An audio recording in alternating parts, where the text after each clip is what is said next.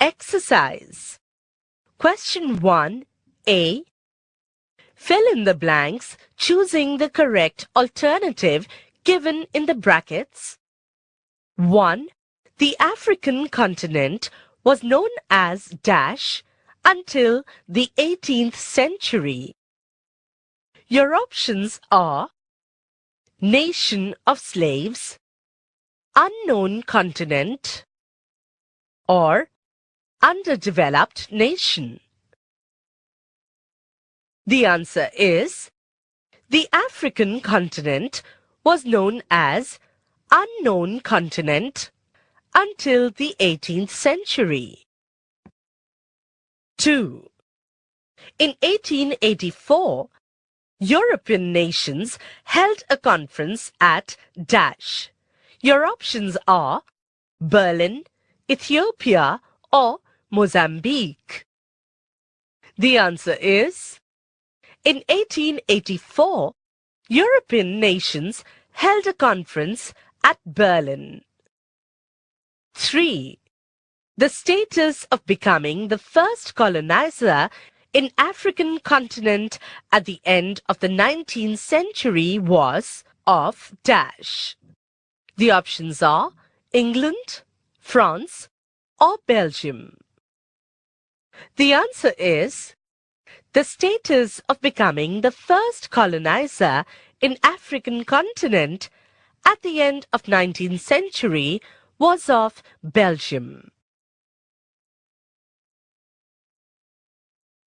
Question 1B. Match the following Group A with Group B. Group A. 1. Bartholomew Dias. 2. Mungo Park. 3. Stanley. Group B. A. Courageous European traveler. B. American journalist. C. Portuguese sailor. Or D. Preacher.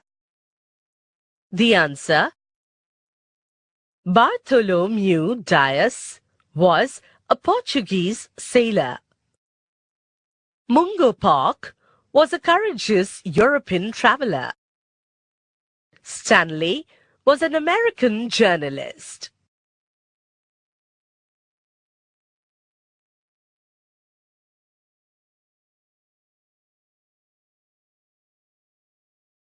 Question 2. Answer the following questions in 20 to 25 words each.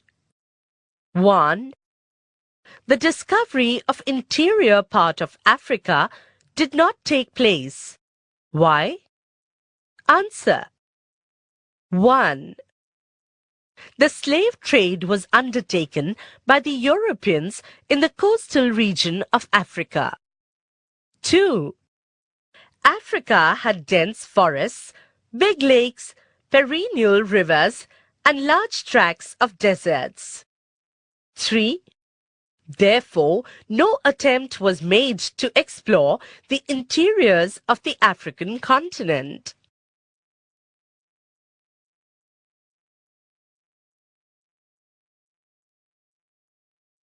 Two. During the second half of 19th century, which courageous European travelers came to the light? Answer. During the second half of the 19th century, the courageous European travelers Mungo Park, Captain Speke, Samuel Baker, David Livingstone, and Stanley came to light.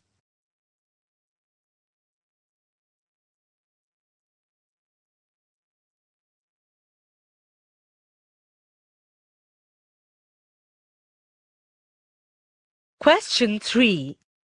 Give reasons for the following statements in 25 to 30 words each. 1. Africa was known as Dark Continent until the 18th century. Answer. 1. The interior of Africa had dense forests, big lakes, perennial rivers, and large tracts of deserts. 2. The Europeans did not have any idea about the interior of Africa. Therefore, Africa was known as Dark Continent until the end of the 18th century.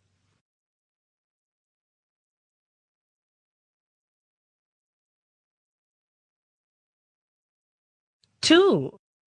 The travelogue written by Stanley created curiosity among the Europeans about Africa. Answer. 1. The travelogues of Stanley described the interiors of Africa and its rich natural resources. 2. It gave rise to public opinion favoring colonization of Africa.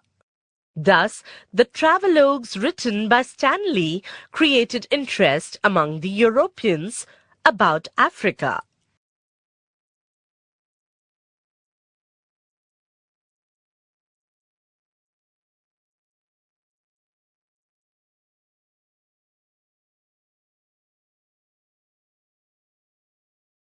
Question 4. Answer the following question in 30 to 40 words. 1. Write any 3 destructive effects of imperialism. Answer. 1. Ill-treatment. The imperialist powers ill-treated the people in the colonies. They indulged in inhuman practices like slavery and forced labor. 2. Divide and rule.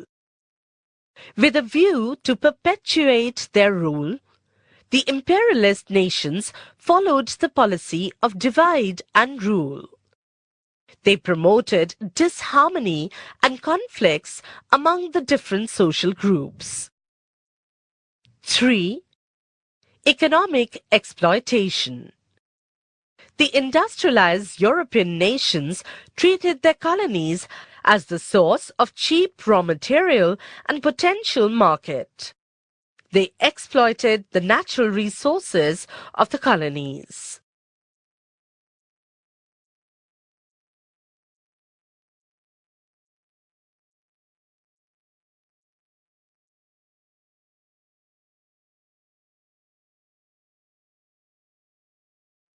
Question 5. Answer the following questions in 60 to 80 words each. 1. Write in detail on the imperialism in Africa. Answer.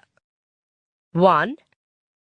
England acquired Niger River and Nigeria, Rhodesia, Sudan, Uganda, Gambia, and Egypt. England also acquired control over South Africa by defeating the Dutch in 1906. 2. Holland had acquired colonies in South Africa, which it lost to England after the Boer War in 1906. 3. France had acquired Senegal basin, Sahara region, Algeria, French Congo, Morocco, and Madagascar Island. 4. Germany acquired colonies in the Southwest Africa, East Africa, and Cameroon. 5. Spain colonized Rio de Oro region, north of Morocco, and some areas in Guinea coast. 6. Portugal controlled Angola and Mozambique. 7. Italy acquired Eritrea, Somaliland, Tripoli, and Syrentina.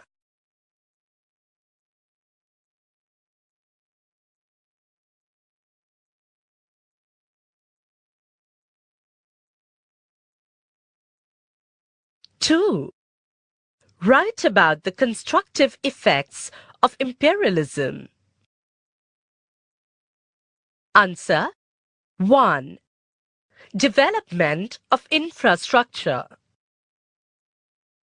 With a view to establish their control over the colonies, the imperialist powers built roads, railways, post and telegraph, ports, and airports. These developments facilitated movement and interaction among the people. 2. Spread of education. The imperialist powers spread Western education in their colonies. The people in colonies were acquainted with the liberal Western values like liberty, equality, and fraternity, modern ideas of nationalism, democracy, and socialism. 3. National integration. The development of modern means of transport and communication, centralized government, uniform laws, and legal system facilitated national integration. 4. Emergence of new leadership. The Western educated middle-class leadership emerged in colonies. They opposed Western imperialism and led the freedom struggle.